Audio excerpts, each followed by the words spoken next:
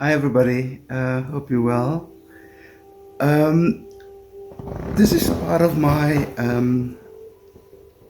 I am because of others journey. Remember the journey when I started off, I said there are five different phases to it, which is the early childhood development, the my primary school years, high school years, including my university and corporate South Africa.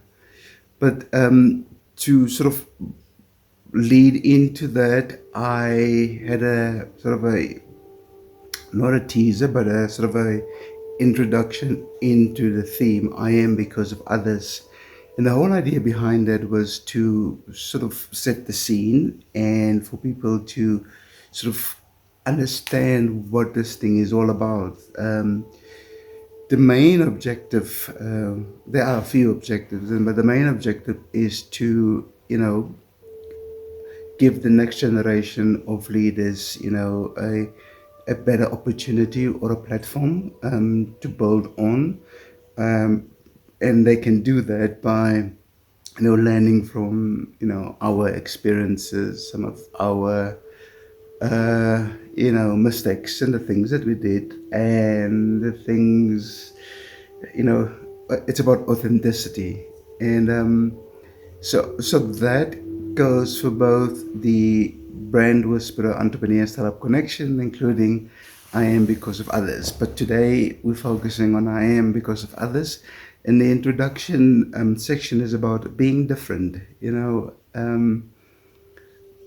growing up. And I think in a lot of communities, underdeveloped communities, or whether as a broken homes or single parents, our parents don't actually understand the importance or the relevance of having a child who is different and has a different outlook on life per se. And instead of embracing and harnessing and sort of educating and sort of encouraging the child to, you know, celebrate the difference or embrace it or help to harness it.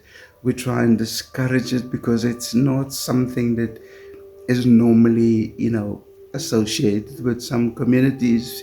We don't want this child to, to be ostracized or to be singled out of that because we want this child to, stay in your lane, do what everybody else is doing, and this is what is acceptable and this is what's not acceptable. And I think that is such an injustice to a lot of kids because, some kids, we all can't be the same. That's a fact. We all know it by now. But instead of, our parents or the previous generations to encourage that difference, they did everything in their power to not have a child that is different, that thinks differently, that operates differently. I wish my parents, which is, I mean, if you wish, that will not happen because it's gone. It's that opportunity is left, and mine was never optimized. For any parents that have got young kids and when the kid is different, not to make a big thing and take the kid to a psychologist and whatever. Rather try and understand the child better. And and if there's some element of being different to, make the most of that and celebrate it. I mean, I could have probably be something else if my difference were more celebrated. I mean, just think of the difference that difference would have made in my life if they understood me better. I mean, I've got one example which is not pleasant, but as part of this whole journey, you deal with it. And I remember we were all the kids, but my mom has got seven brothers and sisters in total, and they were all alive at the time, and we were It was New Year's Eve or something, and we went to Roodeplaat Dam. I was still not at school, and all the kids, we were all in one tent, and we were playing, and was like, we didn't want to go to bed, and jumping up and down and all of it.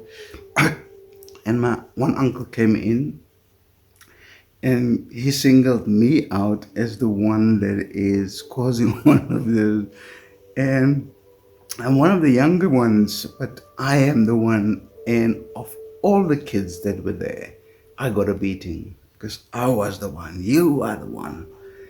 And many years ago, the same uncle of mine, his son, his eldest son, and him doesn't have a good relationship, and his son is angry with him because he was so disciplinarian, that he was so tough on him. And I'm thinking to myself, you know what? Can you see what karma does?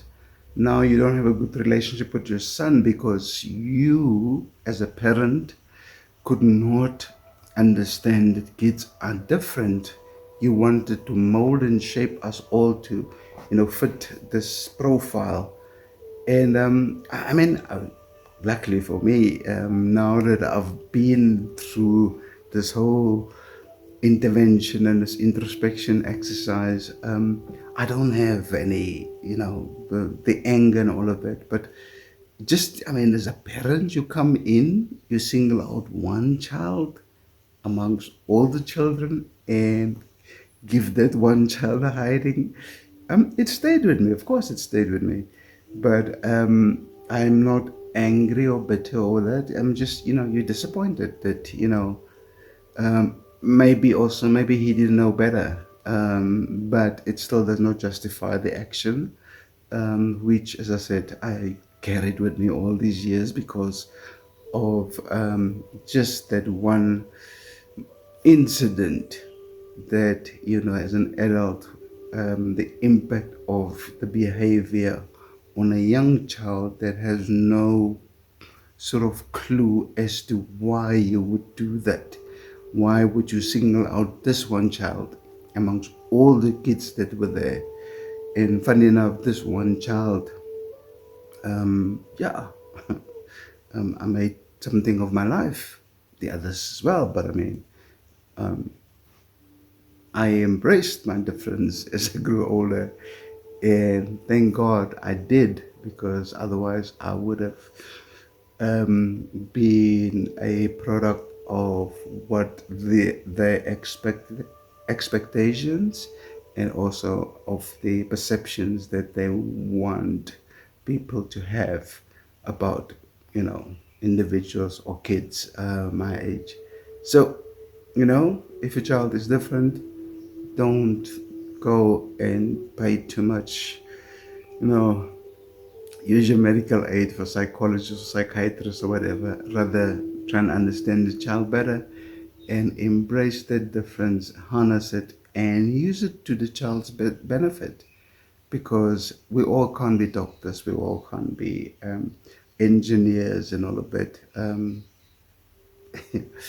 Rather, it's your child, and you give your child the best within your means, and not because of the expectations and the influence of the society where you come from.